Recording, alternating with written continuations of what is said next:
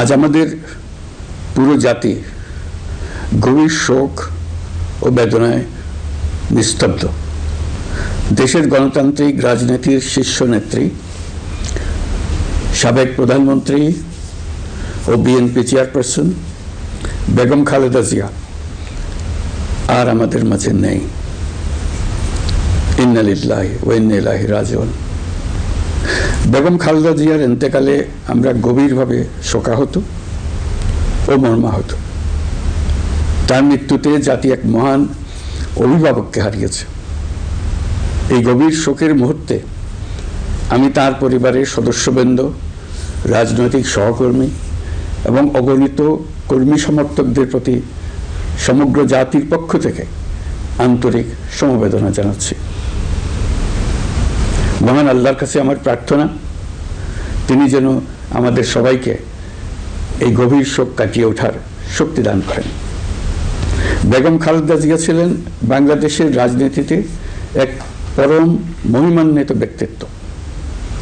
গণতন্ত্র, বহুদলীয় রাজনৈতিক সংস্কৃতি এবং জনগণের অধিকার প্রতিষ্ঠার সংগ্রামে তার অসামান্য ভূমিকা ইতিহাসে অম্লান হয়ে থাকবে। স্বৈরাচার ও ফেসিবাদের বিরুদ্ধে তার আপসহীন নেতৃত্ব বারবার জাতিকে গণতন্ত্রহীন পরিস্থিতি থেকে উত্তরণের পথ দেখিয়েছে এবং মুক্তির প্রেরণা জুগিয়েছে। দেশ ও জাতির প্রতি তার সমুজ্জ্বল অবদান জাতি চিরকাল শ্রদ্ধার সাথে স্মরণ করবে। তার দীর্ঘ রাজনৈতিক যাত্রা, গণমুখী নেতৃত্ব এবং প্রিয় মাতৃভূমির স্বাধীনতা ও সার্বভৌমত্বকে সমুন্নত রাখতে তার অবিচল ভূমিকা অবিস্মরণীয় হয়ে থাকবে। এমন একজন মহান দূরদর্শী ও নিখাদ দেশপ্রেমিক নেত্রীর শূন্যতা পূরণ হবার নয়।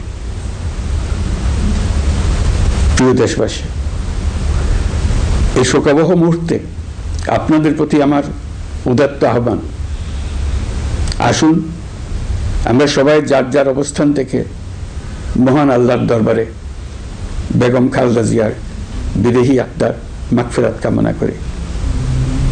একই সঙ্গে জাতির এই কঠিন সময়ে আমরা যেন ঐক্যবদ্ধ থাকি। শোকের এই সময়ে কেউ যেন অস্থিতিশীলতা বা নাশকতার অপচেষ্টা চালাতে না পারে, সে বিষয়ে আমি সবাইকে সজাগ থাকার আহ্বান জানাচ্ছি। এই সময়ে আমাদের সবার দায়িত্বশীল ভূমিকা পালন করা অত্যন্ত জরুরি।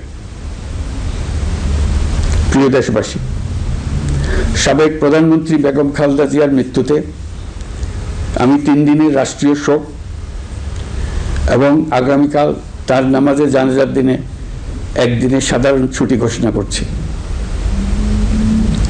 নামাজে জানাজা সহ সব ধরনের শোক পালনে শৃঙ্খলা বজায় রাখার জন্য আমি সবার প্রতি বিনীত আহ্বান জানাচ্ছি।